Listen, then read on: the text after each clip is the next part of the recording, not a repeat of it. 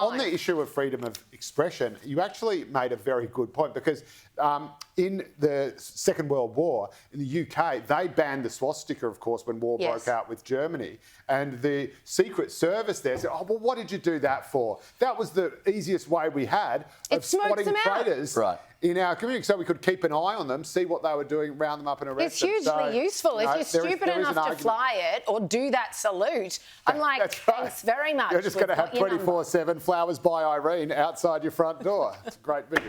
Anyway, you asked earlier, where are the people tearing down these calls for the death of Israelis, calls for the death of Jews? You know, Come on, it's just humanity, people. By the way, kill all the Jews. The irony. There are people out there, you'll be heartened to know, Liz, not just here, but in the US and the UK, who are going around tearing down posters, but they're not tearing down posters calling for the death of all Jews. They're tearing down posters of Jewish hostages. You absolutely wouldn't believe it, but in Melbourne, where that sign went up apparently, posters of Israelis, photos of Israelis taken hostage by Hamas, including a young child, have been torn down. Just when you thought the People's Republic of Victoria couldn't get any more just lunar left Bolshevik, they're actually tearing down pictures of the hostages. And again, this is something that is happening in New York and London as well. So again, the only thing that people in the community seem to be taking exception to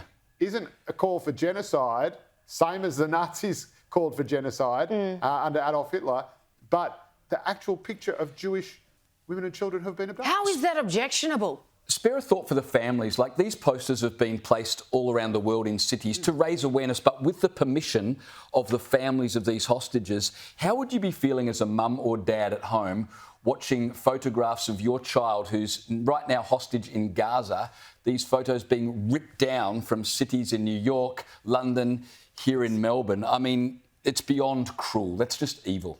It is. And once again, I just want to know what our governments are doing about it, because if they're doing anything, they're certainly not telling us about it. We just keep seeing these sentiments being acted out in very real time. Sign in a front yard, thousands marching, thousands chanting. Now this.